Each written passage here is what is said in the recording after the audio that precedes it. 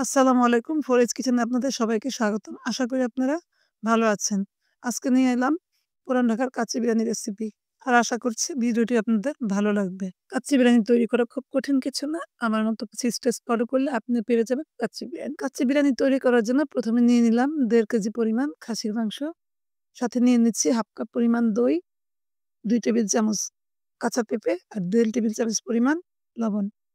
আর সাথে নিয়েছি ১ কাপ পরিমাণ পেঁয়াজ বেরেস্তা। এখানে অর্ধেকটা দিয়ে নিব। আর বাকি অর্ধেকটা আমি শেষে দিব। আরো লেগেছে আমার ২ টেবিল চামচ পরিমাণ আদা বাটা আর ১.৫ টেবিল চামচ পরিমাণ রসুন বাটা। এখন আমি সবগুলো একসাথে মাখিয়ে নিব। মাখানোটা খুব জরুরি কারণ মাখানোর উপরে এটার টেস্টটা নির্ভর করে।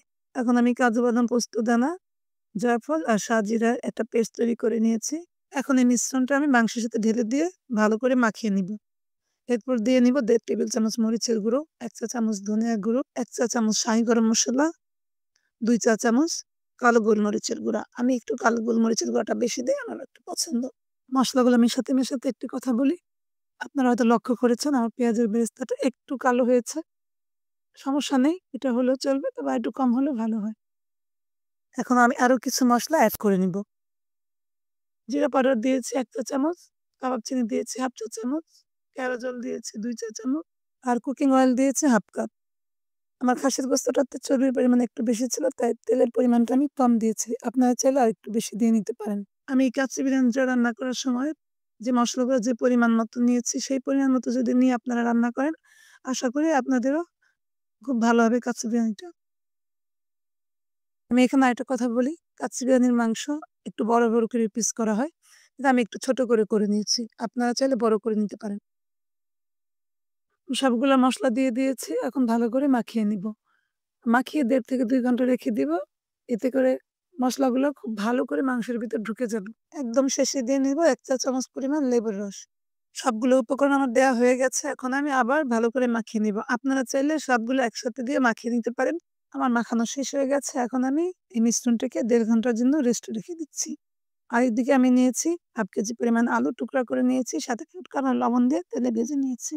আমি এখন চাল সিদ্ধ করে নিব। এজন্য চুলায় পানি বসিয়ে দিয়েছি। সাথে দিয়েছি ২ টা তেজপাতা, ২ টা দারচিনি, ৬-৭ টি লবঙ্গ, ৬-৭ টি এলাচ, সাজিরা দিয়ে নিয়েছি 1/2 চা চামচ, লবণ দিয়েছি ১.৫ টেবিল চামচ আর বাসমতি চাল নিয়েছি ৮০০ গ্রাম। চালটাকে আমি আগে থেকেই ভালো করে ধুয়ে ছেঁকে নিয়েছি এবং এটা ০.৫ ঘন্টা রেখে দিয়েছি যাতে পানিটা ঠিকমতো ঝরে যায়। পানিটা ভালোমতো ফুটে উঠলে আমি চালটা ঢেলে দিব। এখন একটু নাড়াচাড়া করে নিব ভালো করে যাতে একটা সাথে লেগে না যায়। চাইলে ১ টেবিল চামচ তেল দেওয়া যায়, এতে করে ভাতটা অনেক ঝরঝরা হয়।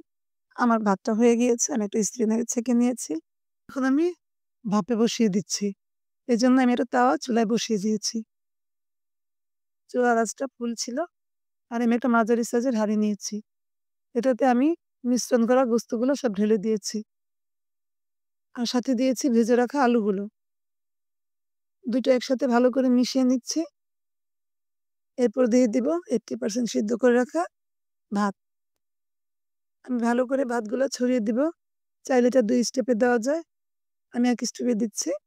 আর হ্যাঁ, এই রেসিপি করার জন্য কিন্তু গোশতগুলা কাঁচাই থাকে আর ভাতগুলা 80% সিদ্ধ করা থাকে। তো আমার ভাতগুলো ছড়িয়ে দেওয়া হয়ে গেল। আমি এখন দিয়ে নিব। আমি যে আগে বলেছিলাম আমার অর্ধেক বেরেস্তা রয়ে গেছে, সেই 1/2 কাপ বেরেস্তা আমি ছড়িয়ে দিচ্ছি। বেরেস্তাটা ছড়ানো হয়ে গেলে আমি কিছু পরিমাণ কিশমিশ দিয়ে দিব। সাথে দিয়ে দিব ৫-৬ টা আলু বোখারা। আর আমি এদিকে 1/2 কাপ পরিমাণ দুধের সাথে ১ চিমটি পরিমাণ স্যাফরন দিয়ে নিয়েছিলাম। সেটা আমি পুরো মিশ্রণটাতে অল্প, অল্প করে ঢেলে দিব। এরপর আমি ২ টেবিল চামচ পরিমাণ ঘি দিয়ে দিব। ঘিটা আমি বাসায় বানিয়ে নিয়েছি। এটা আমি আরেকটা ভিডিওতে রেসিপিটা দিয়ে দিব। তখন আমি কিছু কাঁচামরিচ দিব। আমি ১৫-২০ টার মতো কাঁচামরিচ দিয়ে নিয়েছি। আমার কাছে ফয়েল পেপার ছিল তাই আমি ফয়েল পেপার দিয়ে আটকে দিয়েছি। চাইলে আটা গুলিয়ে ঢাকনাটা আটকে দেওয়া যায়। আমি ১ম এ ১০ মিনিট নিয়েছি ফুল আঁচে আর বাকি ৪০ মিনিট নিয়েছি মৃদু আঁচে। ৫০ মিনিটে আমার কাচ্চি বিরিয়ানি হয়ে গেছে। খুব সুন্দর হয়েছে। দেখতে অনেক ভালো লাগছে। খেতে অনেক সুস্বাদু হয়েছে। আশা করি আপনারা বাসায় একবার হলেও ট্রাই করবেন। আর আপনারা এই রেসিপি দেখে একবার ট্রাই করলে এটাই আমার সার্থকতা। আমি প্লেটে ঢেলে নিয়ে দেখাচ্ছি আমার কাচ্চি বিরিয়ানিটা কত সুন্দর হয়েছে আর খেতে অনেক সুস্বাদু। ভিডিওটি ভালো লাগলে লাইক, শেয়ার ও কমেন্ট করবেন। আরেকদিন অন্য কোনো ভিডিও নিয়ে চলে আসবো। আজকে এই পর্যন্তই। আসসালামু আলাইকুম।